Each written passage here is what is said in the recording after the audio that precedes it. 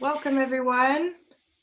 People starting to come in. Welcome to you all. Anybody who's joining in, it would be great if you wanted to pop into the chat just where you're dialing in from and maybe what you would like to learn today or any questions that you're sitting with at the beginning of this session.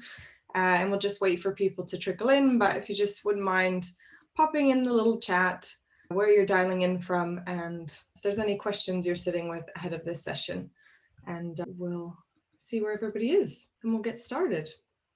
Welcome to everyone to this discussion about well-being and the 6 pillars of well-being and how to support yourself and teams around you with their well-being, and hearing a bit more about how to do that, how we can look after ourselves and others. I have Dr. Iain Jordan here from BetterSpace, the expert, and we're going to go through some questions about the work that he does around how we can support each other and ourselves. And then what I would love is to get some of your questions as well. So there's a little Q&A function on the bottom of the Zoom screen.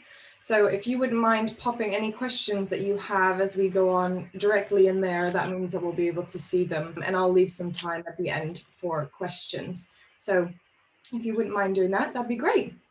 So we'll get started. As an introduction, I'm Skye from Escape the City, and I'm here hopefully to ask good questions of Iain around well-being. So welcome, Iain. Thanks so much for being here. Would you mind, as a starting point, just sharing a bit about you and your background and the main work that you do now? Sure. So my name is Iain Jordan. I'm a consultant in psychological medicine in the John Radcliffe Hospital in Oxford, where I deal mainly with complex unexplained physical and psychological symptoms. And I work in the major trauma center as well, so people who've been badly injured. And my background is as a psychiatrist and psychotherapist. And I've taken a long and meandering route to psychiatry through neuropathology and palliative care and lots of different specialties. And I am CEO, no, I'm not CEO. I hope Jim isn't in the audience. I am Chief Medical Officer of BetterSpace. Amazing, amazing. And can you tell us a bit about BetterSpace and the work that you're doing and the problem that you're trying to solve there? Sure. So BetterSpace is a workplace well-being company, which is founded on these pillars, which are principles that I started using about 13 years ago now with patients I was seeing in my clinics. And the reason I started using those was because I was aware that not everybody had access to the types of psychological intervention and mental health support that they needed. And so I developed a framework that people could have as a foundational layer to make sure that they were taking care of their physical and their mental health. And when I met Jim about 4 years ago, he incorporated, so Jim is our CEO, incorporated those ideas into building a framework into a workplace well-being company with the goal of educating people, providing a framework, and giving really kind of nourishing support to people through workplaces.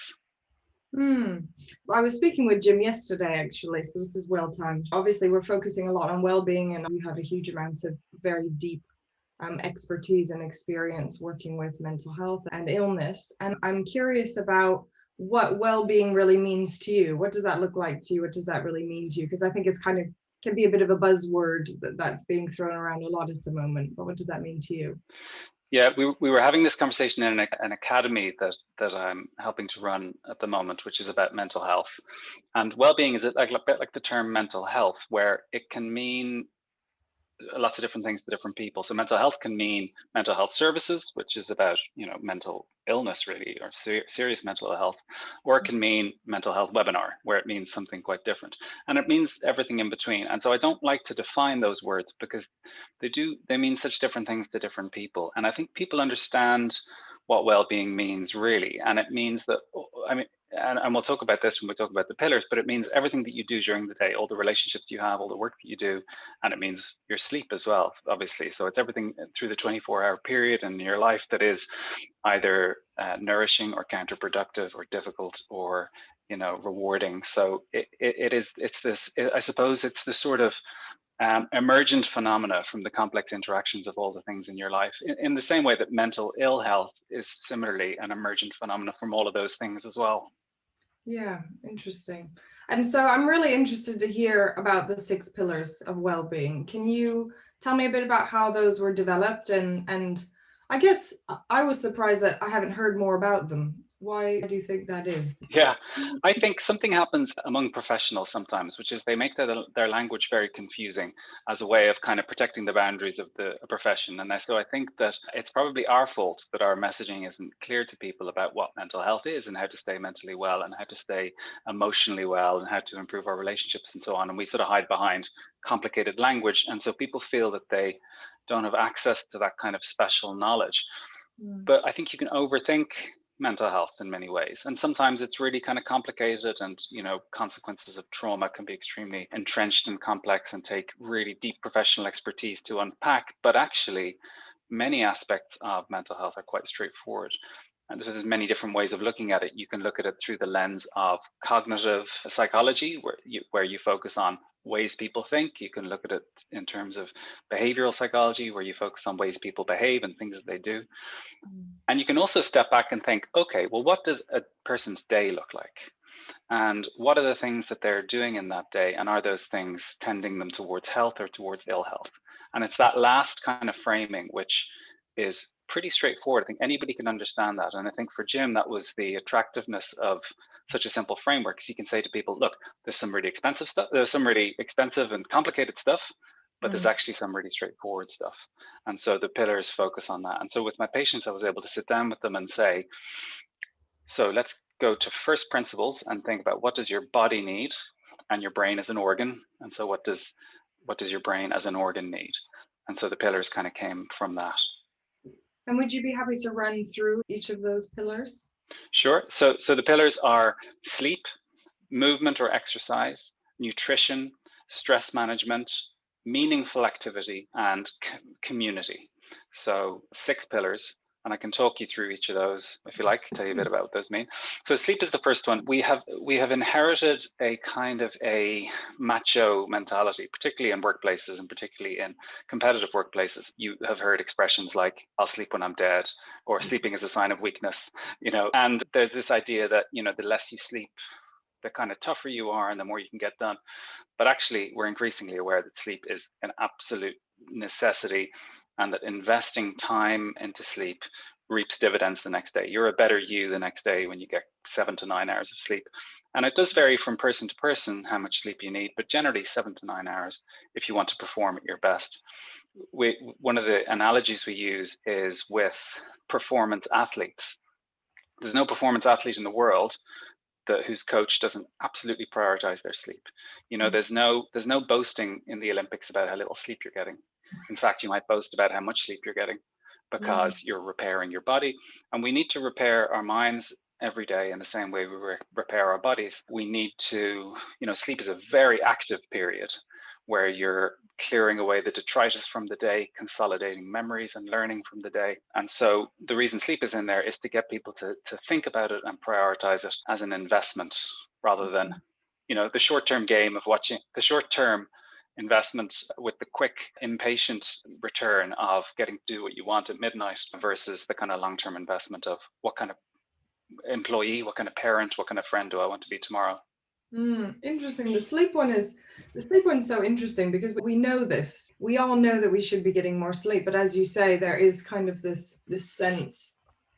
I don't know. Maybe it's skewed because I've read, like people like Elon Musk talking about how he gets 4 hours of sleep and then he does all of these things, and it's kind of this idealizing like what it.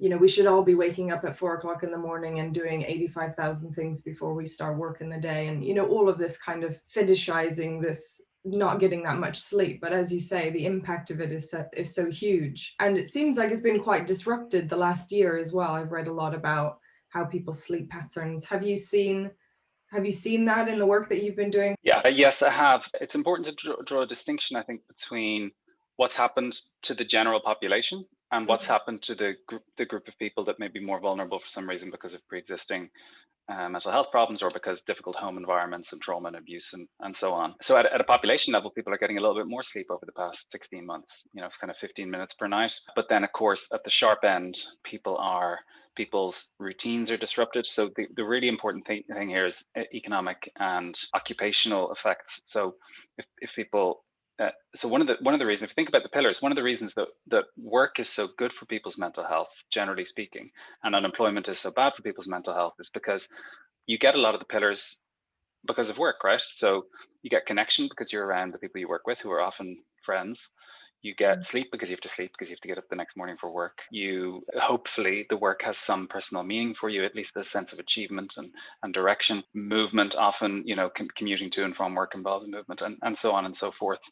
So for people who've been out of work and have lost loads of those things, there's really good social science evidence going back 100 years that unemployment can be really difficult for people because they lose all of those things that they get at work. Not to mention the kind of thinking about yourself as a provider and thinking about your role in the world, because we define ourselves by our work, often rightly or wrongly. It's interesting that, as you say, people who have lost their jobs, but also all the people who are on furlough as well. Yeah. Obviously in the UK, there was a huge number of people who all of a sudden found themselves with all this time where they weren't actually allowed to do anything. And surely that has had a disruption on their pillars as well. So we talked about sleep. Talk me through some of the other pillars. So that's a nice segue into meaningful activity, actually, there, because some people are really good at filling their time with activities that feel nourishing, where they're learning new things, where they're mastering skills, where they're doing all the things that feel good. And some people are less good at that. So some people thrive in retirement, for instance, and some people really struggle in anguish and just kind of sit around and don't really enjoy themselves. And there's a type of treatment for depression, which is one of the most effective treatments for depression, which is called behavioral activation. And very simply, it's predicated on the idea that doing things that feel good feels good, makes you feel good. And if you're not doing those things, why wouldn't you feel down and depressed and aimless? And so meaningful activity comes from that. So the question we prompt people to ask themselves is, what are you doing from the moment you get up to the moment you're going to bed?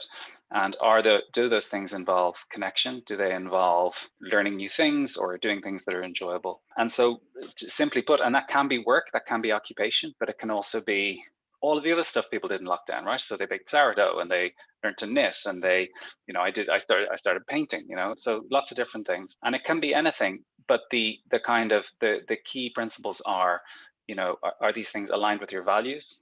Do they give you a sense of learning and mastery, and are they enjoyable? And so we encourage people to kind of think about their free time and think about, are they doing things that are nourishing during that time? So that's the meaningful activity pillar. It's very interesting in the past year, because some people have had a lot more time to do meaningful activity that they have control over. I can buy paint, I can do painting, I can create my own sourdough, all of those things. But there's a lot of the meaningful activity that people haven't been able to do because of restrictions, right? So if playing group sport or golf or tennis, or I don't know, some of the things that we weren't allowed to do, those things were restricted and maybe not met with some of the other things that you might be able to do. But it's just interesting that some of us have created new meaningful activity and some of us have really felt like that was lacking, because where we get our joy or nourishment hasn't been not been able to do as much of that. And for some people who have been working really hard, they haven't prioritized it. So I'm always curious, when you're really busy, it's the first thing to go, but actually it's probably one of the things you need to be able to do in order to keep yourself going from a work perspective as well. Yeah. Those are really excellent points. And if you look at the surveys of people's mental health, about half of people say it's a bit worse, about half of people say it's a bit better. And that's probably reflected in exactly what you're saying, that some people have been more busy and so they've had less time to take care of themselves, and some people have been less busy and either they're not taking care of themselves or they've done things that actually they've really enjoyed. And so there's a real split, and that's probably an epiphenomenon of existing inequalities as well. Because it's very easy if you have money to keep yourself well. It's much harder if you're struggling.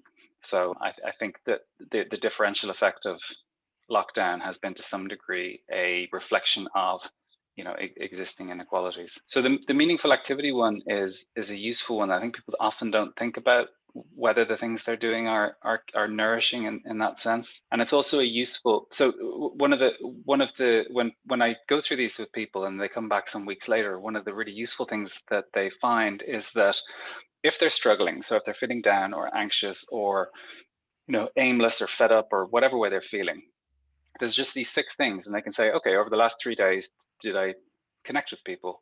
Did I do things that felt rewarding? Am I getting enough sleep?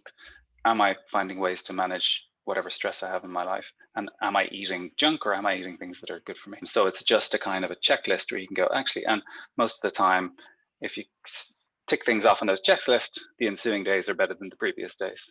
Just having a framework is so helpful, isn't it? To just be Yeah. able to remember as an individual when you're thinking, right, well, I'm not feeling great. How do I make myself feel better?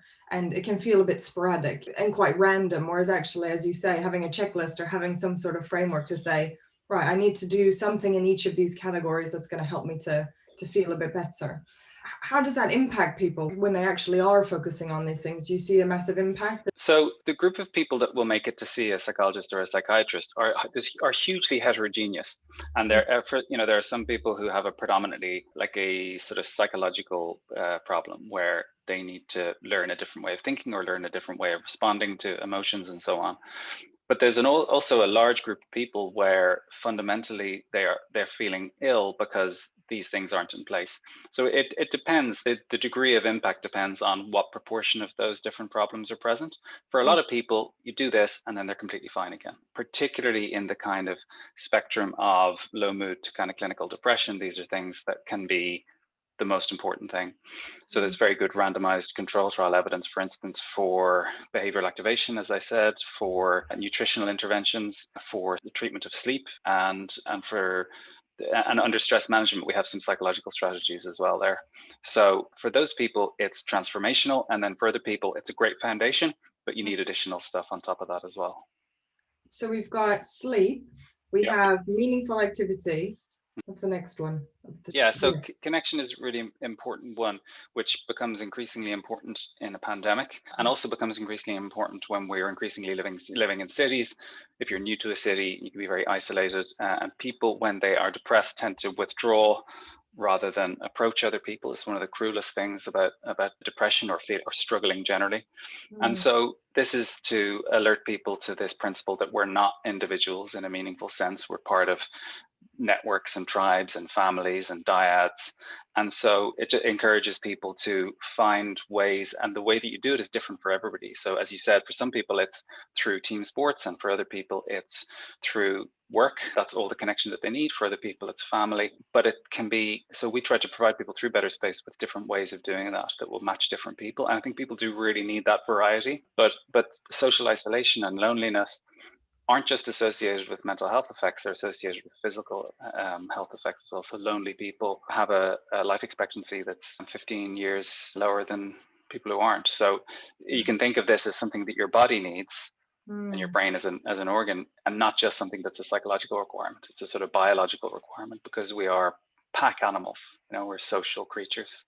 It's interesting because obviously that's been impacted so much, as you say. It's especially important in a pandemic, but in the context of working, so many people have been working remotely, and often the only people they're seeing in their day is their partner or their families or maybe their flatmates or whoever it is, or maybe nobody also. Nope. Apart from the Zoom meetings and the Zoom connections, I've certainly felt that, not having that connection to just other people about random things, bumping into somebody when you're making yourself a coffee and having a chat about what you did at the weekend, and sort of that social connection rather than the functional connection. Yep. And it seems like that's something that I guess all organizations are trying to figure out how to support more of, if they are doing more of this remote working, or trying to figure out some sort of hybrid, but making space for the social connections and not just the functional ones seems like really important. Yeah, connection without a purpose is just aimless. Connection is really important. So what I was encouraging colleagues and patients to do during lockdown was to schedule it in, because it won't happen if you don't schedule it in. And there's a sort of a commitment device in there as well. So when we think about behavior change, changing behavior is really difficult, but actually your whole life is made up of habits, and well-being is one of the ways of thinking well-being is it's a collection of habits, and some people have good ones, some people have bad ones. And so a commitment device is a decision you make today that affects your behavior in the future. So you sort of trick future you into doing something. And social connection devices are really useful. So for instance, if you want to start running and you make an appointment to meet somebody at 9 o'clock tomorrow morning, you're more likely to do it because you have that kind of, or if you pay for a gym class, you're more likely to go to it because you don't want to lose the money. So I've encouraged people to schedule it in, and during lockdown, I would say to people, go for a walk put your headphones in, go for a walk and phone your best friend, and to just walk around the local area for 45 minutes. And I think people have found that really useful. I've done that on weeks when I'm struggling, and I reflect and I say, actually, I've only had meetings for the last week. I haven't had any meaningful connection. I go for a walk with my sister at the weekend. She's in Dublin, but I put her in my ears and go for a walk at the weekend, and that has a huge effect on my well-being. And reflecting as well, I did a webinar last week with one of the companies I work with, and nobody turned up to the webinar. So it was just me and my colleague with whom I'm very good friends. So we sat in the webinar for an hour and just had aimless chat, like you were describing it. There was no purpose to it. It wasn't functional, and and all the stress from the day kind of dissipated because it was just space to kind of connect. It's an important thing to remember for people who are managing teams or running organizations to try to help support making space. Of course, it's on individuals to reach out to other people, and you're speaking with your sister and people are calling their best friends, but also from a work perspective to support that kind of purposeless connection between people in a team if you are working remotely, because that's so important for fostering connection with each other and feeling well. And probably a lot of the feeling we have about Zoom, or the Zoom fatigue that's come up, is presumably because much of it is functional instead of, if you were just having a chat and it was a bit more casual, probably our relationship with that would change as well. Yes, I think that's exactly right. And that's a nice segue into the next pillar, which is stress management. Let's do stress management and exercise together, because I think they go really well together. I'm just putting the pillars in the chat there for people. So one of the people have a bit of misconception about stress, because it means lots of different things when we use the word stress. And essentially it sort of means anything that knocks you out of balance or pushes you out of your comfort zone. We're adapted for acute stress, but we're not adapted or evolved for chronic stress. And so chronic stress makes us sick. And we know this, right? We've known since the 60s that stress causes heart disease and strokes and things like that. And it's more recent that we've started to be more aware of how important stress is in terms of day-to-day well-being. And we could talk about burnout and its relation to stress and to well-being in a minute. But there's also there's a good kind of stress. So not enough stress is as bad as too much stress. And so, for instance, there's over the past 40 years, there's been a real movement towards a culture of exercising as part of a lifestyle, and that's a really positive move. And hopefully in future, there'll be a real move towards doing these other things as part of a lifestyle. But what this move towards exercise has shown people, and there's really nice evidence to suggest this, is that if you exercise, stress has a much lower impact on your body, and you're much more likely to develop depression, and anxiety reduces when you're doing exercise. And it's likely to be a physical effect on the body where it countervails the acute effect of stress, but it's also a type of stress, right? Like, so you can't get stronger without stressing out your body. You can't get smarter without pushing yourself a little bit. So it's important to think of stress as something that's kind of necessary for health, but also if it's too chronic or too intense, then you can tip over into illness. The trick really there is finding a balance between those two things. So our stress management pillar is really a set of tools designed to help people either change the way they think about stress or to modulate the effect of stress on them. And of course, the companies that we work with are always very aligned with our values. And so, because clearly you can't just treat burnout with a well-being module, you need new workplace practices and leadership and taking care of your employees. But for the types of stress that are inevitable, there's a set of tools there that are mostly based on cognitive behavioral therapy principles that enable people to shift the way that they're thinking, or to, we talk a lot about growth mindset. So to see problems as opportunities and just different ways of responding to and alleviating the inevitable effects of stress. I read some data recently, some research to find out how close to burnout were people over the past year and at what levels of the organization, which I found really fascinating, just to see this kind of curve of people who are graduates or had newly joined the workforce. They were very close to burnout. It was all over 80%, but it was like 88%. And then you got this little dip where it was junior level, mid-level, etc., and then up to director level it was also about 88%. So you had all of these people existing kind of on the edge of burnout, I guess, and stress management becomes so much more important in a world where there's so much uncertainty. And I think we find it very difficult to deal with uncertainty, and that stress management becomes even more important. So I'm curious if there are practices that you've seen organizations do or adopt that have really helped with supporting their teams to have better stress management, or their management teams, or whoever it might be. So I'd say a couple of things about that. The first is what we're talking about here are things that are kind of focused at the individual level, so the employee level. And then, of course, as important to that are things that are organizational level. So when back at the beginning of the pandemic, when hospitals were being hit really hard, so I work in a general medical hospital, so I was working a lot with COVID patients, and I was working with ITU, and there was a lot of very well-meaning practitioners got together and they said, okay, we've got to put in place supports for staff, because staff were exhausted, patients were dying, dozens of patients dying per day in some hospitals. And we set up, spaces for people to go to talk to people, and we set up psychologists who could talk to people, and we set up educational programs to teach people how to deal with stress and how to deal with the circumstances that they were in. And what we found was that what people wanted when we asked them, because we offered this and we said, what is it that you want? And what people really wanted was, safe working conditions, functioning teams, supportive leadership, adequate rest, food and water breaks. And what they wanted less than that was to talk about it afterwards. And talking is great in some situations. Some people don't want to do that, and some people want to feel like they're doing something meaningful and that they're respected and valued in a supportive environment. So I think that it's important to kind of think clearly as an organization about well-being, and well-being isn't something that you can tack on. It needs to run through the organization.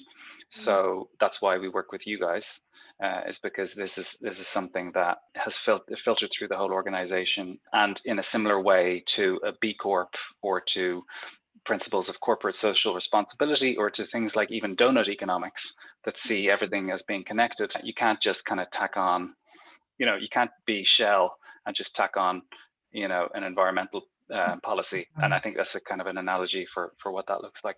So for workplaces, they need to be thinking about this thing from board level down. They should be aware that the return on investment for having a functioning well-being strategy in your organization is like up to 12 to 1. So for every pound invested, there's a return of £12. So I think education at board level about what a healthy organization looks like for its employees, as well as what BetterSpace is doing, which is saying to employees, life is inevitably difficult and stressful. Here's a framework for how to deal with that, and here are resources that you can use.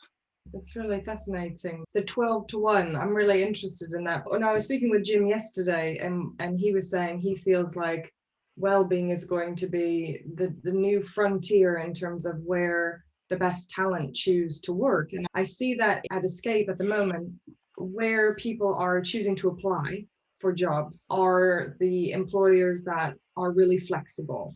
They're not saying everybody's got to come back to the office. They're thinking about, what does flexibility add to people? They're being very inclusive. They're creating space for their teams to have well-being, and whether that's, it's not just health insurance, but things like BetterSpace, things like access to therapy, things like well-being time, which Jim was telling me that the team have at BetterSpace every week, and days off to recharge and things like that. And I think he's right that it's such an important thing, that not just also from a team productivity and all of those functional things, but from a talent attraction perspective, that I think that is probably going to be quite an important part of getting the best people, because people are much more choosy with where they're choosing to apply and spend their time. Yeah.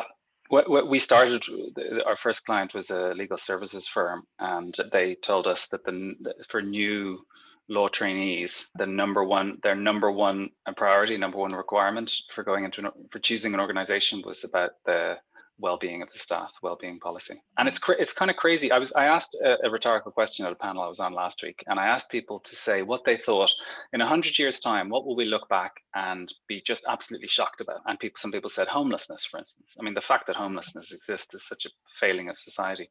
But I think this is going to be something as well, because a lot of organizations are still operating on management principles that come from the days of the Industrial Revolution in factories, where people are treated as kind of fuel to run the organization.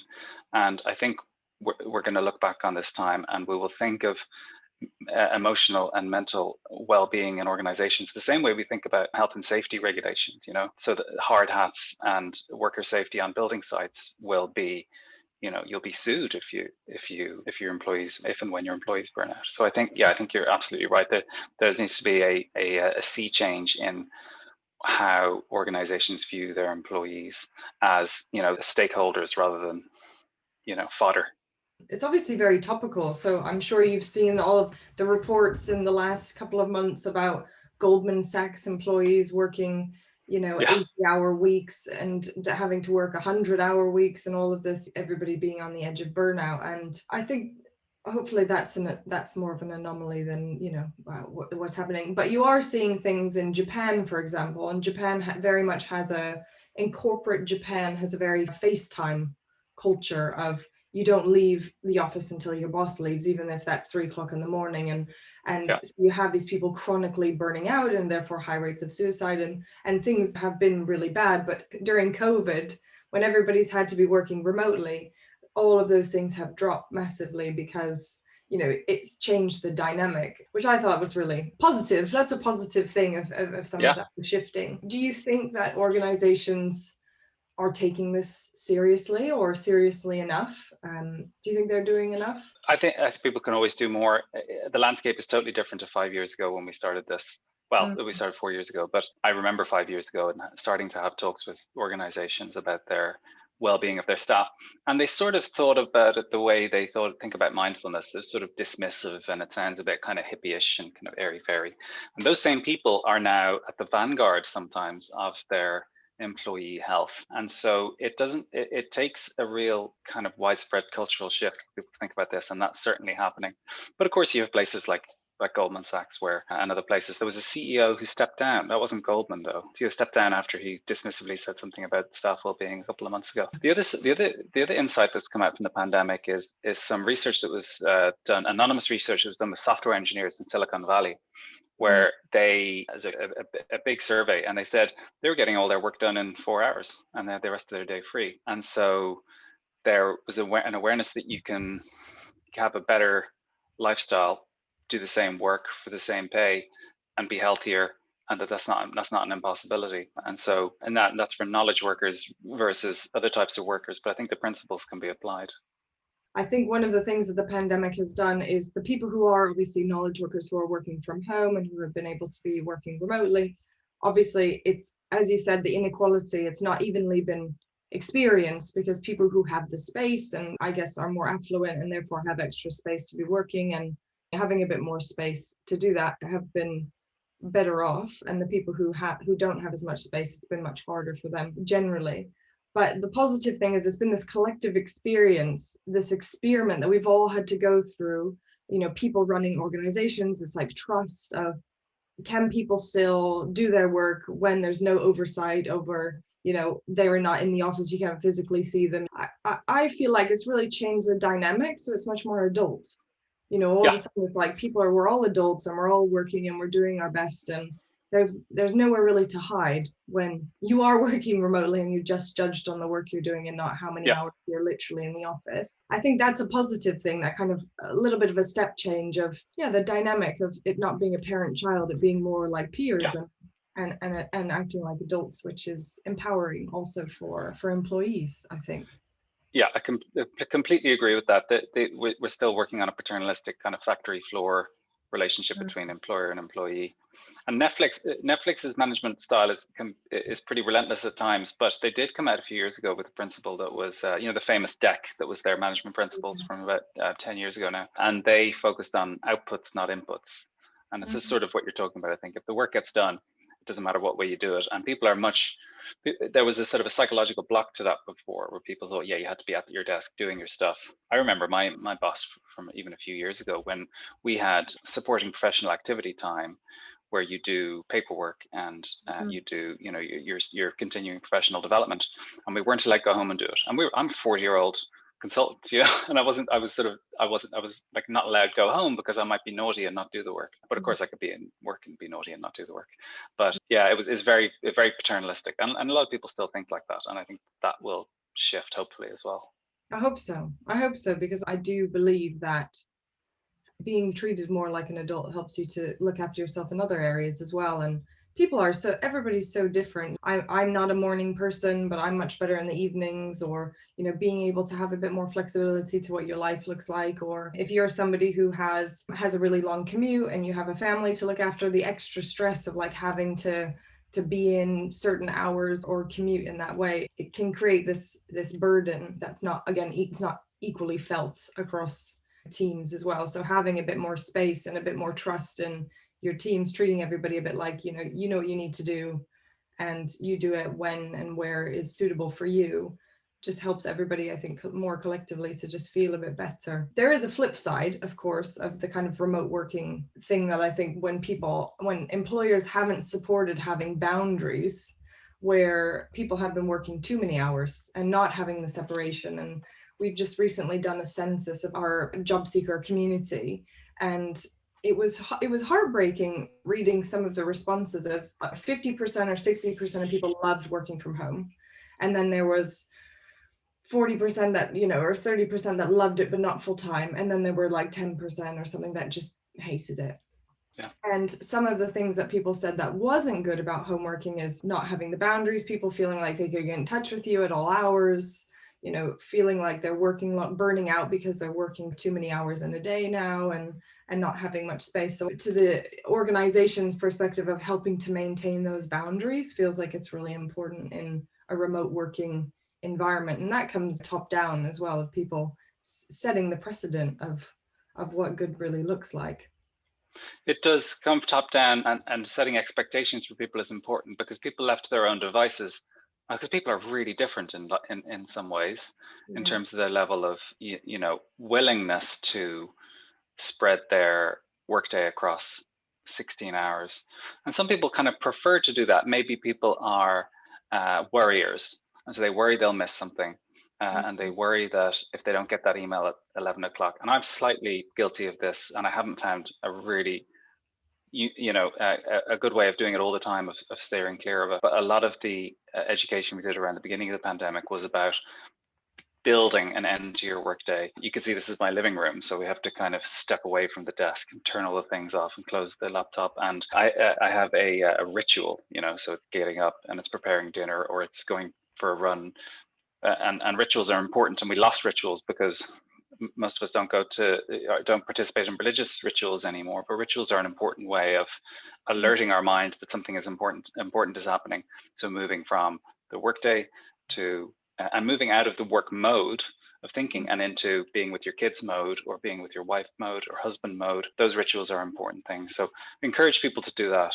And I tend to do it with exercise as a kind of a bookend to the day, but people can do it in lots of different ways. It's a great point, because most people's bookends of their day is commuting. Yeah. Or it used to be commuting, and that used to be their kind of ease into the evening, or get started in the morning, or whatever it might be. And having the lack of rituals does kind of make your day it's kind of this like, who knows what day it is, because they're all kind of the same, and they're not starting or ending in a particular with something. So that importance of creating rituals and helping your team and the people around you to create those things seems like that will help people as well. Yes, and having having a kind of an agreed or a team way of doing that, whether that's social time or whether it's commuting. I think, as I was reading a book just this morning about having different selves within you, and what it really means is kind of moving from different modes to like stern parent mode, to kind parent mode, to kind of work mode, to flow and focus. And one of the studies they looked at was from Holland, where people typically cycle 15 to 25 minutes to work, flat roads, so light exercise. And it's a really nice bookend to the day. And it gives you 15 to 25 minutes of daydreaming time, where you can kind of shed a lot of those work concerns. So one of the things that we'll look at in the stress management pillar is, so people are probably not evolved to think and worry and stress all the time. They're evolved to do stuff. So we encourage people to do not think, because for some people thinking can be really corrosive. It's called rumination, that kind of worried thinking, which is the gateway to depression and anxiety disorders. And so we encourage people to spend more of their time doing stuff rather than thinking, because thinking has how we get into ourselves into trouble. There's an American psychologist called Stephen Ilardi who's written a book called The Depression Cure that shares a lot with our approach, and he calls meaningful or enjoyable activity anti-ruminative activity, because if you're doing something, you can't be thinking and worrying about something else. And we also think in a different way when we're using our hands or when we're talking to somebody. That's why talking to people probably helps you unstick those problems you have in your head, because in your head they become kind of circular and unhelpful. But when you talk to somebody, it kind of loosens it up. Yeah. One of the things that I was speaking to Jim about yesterday is one of the suggestions that's made on the platform on BetterSpace is helping others. And he said that often people are quite surprised about that. And as a helper, I wasn't surprised. I thought, oh yeah, that makes a lot of sense to me, because I'm always like trying to give blood when I'm allowed to give blood and doing all these things. And I feel like that's often missing from people's time, but something we can all do in some way, and presumably gives a lot of benefits from a building experience perspective, but also making you feel productive. Have you seen that making a big impact on people's well-being as well? Yeah, absolutely. And a lot of people do that. So for a lot of people, their identity is that they help people, and that can become burdensome at the extreme end when people don't take care of their own well-being and take, so you have to be kind of a little bit careful about that. But yeah, there's really nice longitudinal evidence over decades that focusing attention on other people or spending money on other people is really good for your well-being. So for instance, there's nice experimental research that shows that if you have, instead of spending money on yourself, you spend it on someone else, you feel much better afterwards. It's much more kind of nourishing. There's good evidence for volunteering, but it doesn't have to be volunteering, and not everybody wants to be a volunteer. It can be anything. It could be helping a friend move. It could be helping your elderly neighbor get her shopping. It can be, offering support to people in any capacity. But yes, a focus on something other than the self does appear to be a kind of a requirement for well-being, and that can be, if you're a nurse or a doctor, you might have enough of that at work, and you focus on the other pillars. But for other people, it's a useful thing to keep in mind, to think about, and it doesn't have to be in a selfish way, but to think about the well-being of your community and yourself as part of your community. How can you improve that? It's nice. I think that's probably one that often gets missed, or people think it's too much of a commitment as well. Oh, I need to go and volunteer, and that's like a big commitment, but actually it can just be small things too that make quite a big difference. We've got a couple of people asking for the book title. Yes, I'm going to find that now while I'm talking. If you'll have questions, please do pop them in the Q&A, because I'll ask a couple more, and then we've got some time for questions at the end. So if there are other questions that you have for Iain, please do pop them in so we can get to them. So Stephen Ilardi's book, and it's spelled Ilardi, is called The Depression Cure. It's a great book. I have it here, I think, because I read it quite a lot. And he's developed a treatment for depression in his clinic in the States, which really kind of surrounds people with these principles and implements them. And they're very similar to ours. And then the name of the other book is Your Symphony of Selves, and it's very, very enjoyable and interesting read. And it's important to remember that, and we said this at the beginning, when you think about mental health, there are a dozen different ways to think about mental health. Pillars is one way, and it's a good foundational way. And there are these other ways that are kind of useful and important as well. So we've talked about all the pillars then, except for nutrition. Yeah. So just mention that quickly before you go on, because I think people think of nutrition and they think of physical health and longevity, and they think about appearance. And when we talk about nutrition, we're thinking about much more than that. And we're thinking about, what you put in your body has a serious effect on how you feel. And the literature on that has exploded in the past 5 years. For instance, randomized control trial evidence for treatment of depression using just nutritional interventions is more effective than antidepressants, for instance. Probably we need a bit more to be able to say that with confidence. But Mediterranean style diets, and what that means is lean protein and vegetables. That's it. It's not rocket science. And also some nutritional supplementation like omega-3 fish oils and probiotics, particular types of probiotics. And if you and cut out sugar, that, you know, as little sugar as possible. So Mediterranean style diet, again, lean fish and vegetables and omega-3 and probiotics. If that's the only thing that you take away from nutrition with respect to mental and physical health, that's plenty, I think. And so we're really trying to emphasize that, because if you kind of do all these things together, they have a multiplicative effect. It's not just additive, and that's much more valuable, I think, in most cases than medication or other ways of thinking about this. I think something that often people forget, and also it can be a thing of people's stress management, is turning to eating the wrong things or comfort, or drinking. They've seen a lot people drinking a lot more alcohol, for example, over the last year to cope with stress or boredom or whatever it might be. It's a good point. Someone's asked if there's a book on nutrition that you would recommend. Do you have anything? So I've been reading so if you look at the Zoe website, so Zoe is the organization that's come out of the really interesting research from a couple of different universities in the UK. They're about to launch. They were supposed to launch in the UK at the end of last year, but it'll be the beginning of next year. And they've done incredible research looking at the complexity of the effect of diet on people's well-being. But one or two of them have written books about that. So I think Tim Spector might have written a book. So if you look at the website, there will be a link to one of those. What their research is showing is that there's huge variability in terms of what different types of nutrition different people respond to. And I think we're going to know much more about that in the next few years, and you'll be able to go and find out what you should be eating for optimal health. There's a nice example in one of their studies so they're looking at blood sugar responses to food. And there was a guy who, when he ate a banana, his blood sugar shot up, which is an indication that, you know, that could cause health problems down the line. But when he ate chocolate chip cookies, he almost had no rise whatsoever. So that's shocking, right? And that overturns all of our kind of understanding of nutrition up until now. And so in the future, I think it'll be much more personalized. But until then, those simple principles, you won't go far wrong.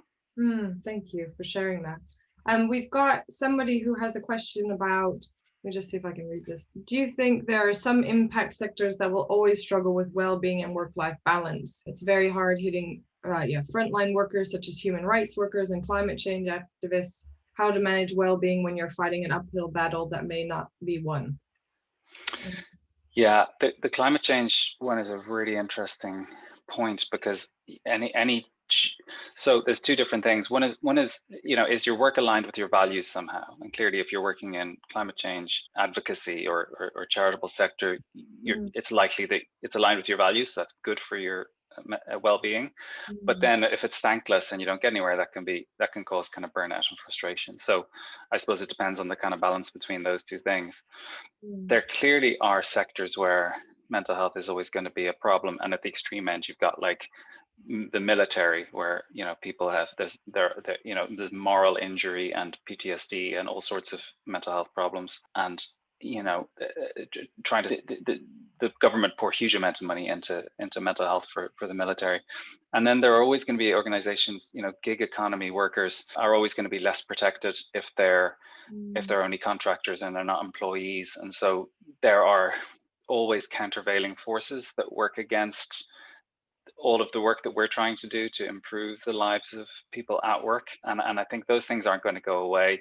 And some people will choose to work in the gig economy because it works for them. And so they will make a kind of a calculus, and they'll say, you know what, I'm going to do this. It's going to be difficult and stressful for a while, and then I'll be able to do something else. So individual choice is an important thing to think of as well. But those forces will always work against each other, I think.